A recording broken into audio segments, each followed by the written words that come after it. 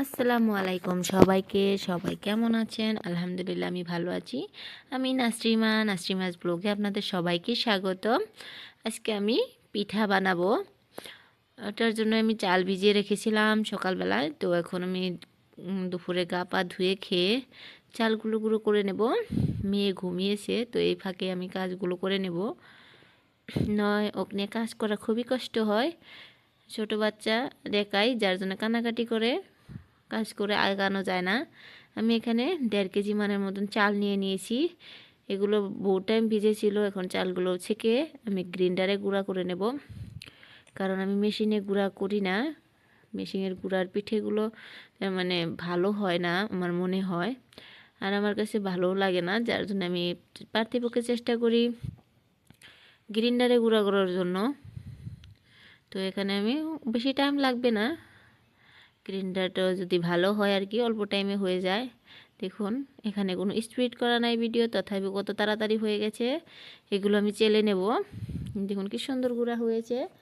এখন আমি গুঁড়ার মাঝে কিছুটা লবণ দিয়ে দেব, আর কিছু রেখে দেব। গুঁড়া আমার এতখানি লাগবে না, আমার যেতখানি লাগে আর কি পরিমাণ মতো আমি নিয়ে নিয়েছি। নিয়ে এখন এখানে আমি কিছু লবণ মাখিয়ে রেখে দেব।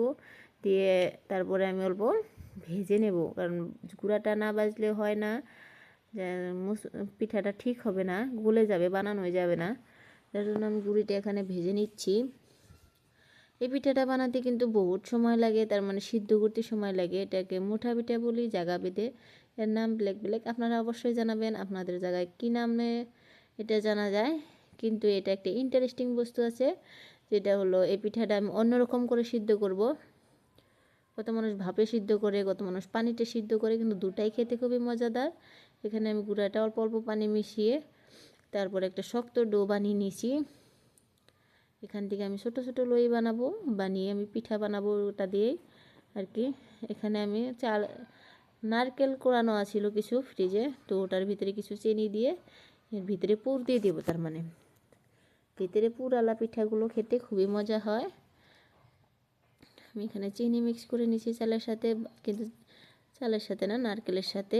নারকেলটা কিন্তু আমি ভাজি নাই, কারণ ভাজলে ভালো লাগে না, কাঁচা কাঁচা খেলে একটু টেস্ট লাগে আমার কাছে। যার জন্য আমি বানিয়ে নিচ্ছি কাঁচা কাঁচাই। আর এদিকে দেখুন আমি কি সুন্দর করে এখানে পিঠে বানিয়ে নেব।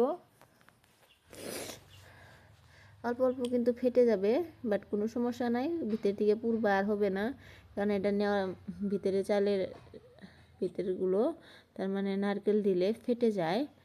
কিন্তু নারকেল ছাড়া বানানোগুলো খুবই মজা হয়। আমারগুলো তো আমি বড়িয়া করে বানাইছিলাম, আর বাড়ির সবাইকে খুব মজা বলছিল। আর কম টাইমের ভিতরে হয়েছে, তো যার জন্য সবারই আরও বেশি পছন্দ, কারণ এই পিঠাটা বানাতে বহুত সময় লাগে। আমি আমার মাকে, শাশুড়ি মাকে দেখেছি বহুত আগে থেকে পারলা, কলা পাতা, আবার হোলা, এগুলো পাল্লার তলে দিয়ে বানানো হয়েছে বহুত সময়, যার জন্য সবসময় এই পিঠাটা বানানো হয় না আর কি। আমি এরকম ডিজাইনে বানাই। সবাই কত মানুষ আছে হাতের মুঠো দিয়ে বানায়, আবার কত মানুষ আছে একদম গোল করে বানায়। যার যেটা সুবিধা সে এরকম করে বানালেই হলো আর কি। আমি তো বহুত কটা বানাইছিলাম। বানিয়ে দেখুন এখানে আমি একটা প্রেশার কুকার নিয়ে নিয়েছি। আপনাদেরকে বললাম না, একদম 10 মিনিট লাগবে না। এখানে কিছু হোলা আমি ধুয়ে নেব, ধুয়ে এর ভিতরে আমি বসিয়ে দেবো। তার মানে হোলা দিলে কি হবে, তলিত লাগবে না, আর পিঠাটা ভাপে ভাপে হয়ে যাবে, খুব মজা হবে। আমি হোলাগুলো মাজার মন করে ভাঙছি আর কি, ভেঙে এখানে বসিয়ে দিচ্ছি। কতগুলো বড় ছিল তথাপিও, তো আমি সেগুলো মেজার মতন ভেঙে ভেঙে নিয়ে নিয়েছি আর কি। তারপরে আমি একদিন বানিয়েছিলাম, সেদিন আমি স্ট্যান্ড ব্যবহার করছিলাম, ওদিনকে আরও মজা ছিল খেতে। এখানে দেখুন আমি একদম বসিয়ে দিছি ক্রস ক্রস করে, যাতে পিঠাগুলো একদম পরে তলে না যায় প্রেশার কুকারের তলিত।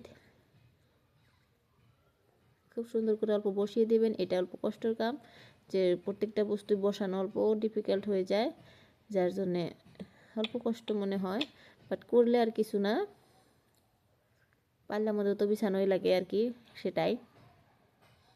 আমি এখানে লাহে লাহে বিছাচ্ছিলাম কিন্তু একদম।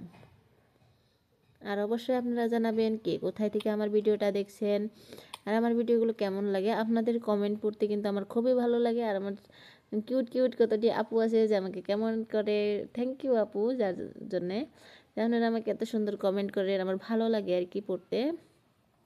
এখানে দেখেন আপনাদের সাথে কথা বলতে বলতে আমার রেডি হয়ে গেছে এটা।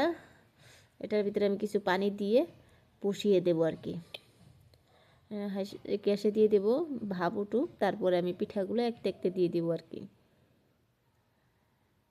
এখানে পানিতে হয়ে যাবে, কারণ ভাপে হবে যেহেতু, এখানে পানি পারফেক্ট হয়ে যাবে আর কি। আমি এখন গ্যাসে বসিয়ে দিচ্ছি, এটা দিয়ে দেখুন কি সুন্দর বলক চলে এসেছে। তারপরে আমি যেগুলো পিঠা বানিয়েছিলাম আমার মেয়ের জন্য কিউট কিউট করে বানিয়েছিলাম, ছোট্ট ছোট্ট করে বানিয়েছিলাম, সে তো খেয়ে খুবই পছন্দ করেছে। সে তার জন্য আমি 3টা বানিয়েছিলাম, এই 3টাই খেয়েছে। এদিকে দেখুন এভাবে বসিয়ে দিলেই হলো আর কি, খোলার উপরে, যাতে পিঠাগুলো পড়ে না যায়। দেখুন আমি কত সুন্দর করে দিয়ে দিয়েছি। আমি এটা প্রেশারটা এখন লাগিয়ে দেব। তারপরে 2টা সিটি দিয়েছিলাম, সিটি দিয়ে তারপরে আমি নামিয়ে নিচ্ছি। এখানে নামিয়ে নিয়ে এসে ভাপটা বের করে দিলাম। দেখুন আপনারা কত সুন্দর হয়েছে পিঠাগুলো। আপনাদের আপন মানুষগুলোকে গিফট করতে পারেন এমন করে পিঠাগুলো বানিয়ে। না আমাদের এখানে এটা আছে, এই পিঠাটা আমাদের এখানে ডেলিভারির পরে সব মহিলাদেরকে দেওয়া হয়, একজনে আরেকজনে হাদিয়া হিসাবে দেয়। এটা খেতে কিন্তু খুবই মজাদার। আপনারা জানাবেন কে কে কীরকম করে বানান। দেখুন কত সুন্দর করে হয়েছে, ভাপটা দিয়ে ভাপ উঠছে, এটা কিন্তু মজা। আর এটা কিন্তু চার সাথে খেলে আরও মজা। আমি আমার দাদাকে দেখি সে এই পিঠাটা কিন্তু সবজির সাথে খেয়ে খুবই মজা করে খায়, কেটে কেটে তারপরে সবজির সাথে খায়। এদিকে দেখুন আমি খেয়ে দেখছি একটা, খুব মজা হয়েছে। আর সব থেকে মজা কি অল্প টাইমে হয়ে যায়, সিদ্ধ করার কোনো ঝঞ্ঝাট থাকে না, কোনো স্বাদ থাকে না, কিছুই থাকে না আর কি। দেখুন ভিতরে পুরগুলো কত সুন্দর করে আছে, একটা পিঠাও নষ্ট হয়নি, সবটি পিঠাই ভালো হয়েছিল। সবাই কিন্তু আমার এই ভিডিওগুলো দেখে অবশ্যই জানাবেন ভিডিওটা কেমন হলো। আর এতখানি দেখার জন্য আপনাদেরকে অনেক অনেক ধন্যবাদ। আর কে কোথায় থেকে দেখছেন অবশ্যই জানাবেন, আর সুন্দর সুন্দর কমেন্ট করবেন সবাই। আপনাদের কমেন্ট আমার ভালো লাগে। সবাইকে আল্লাহ হাফিজ, আবার দেখা হবে নতুন আরেক ভিডিওতে।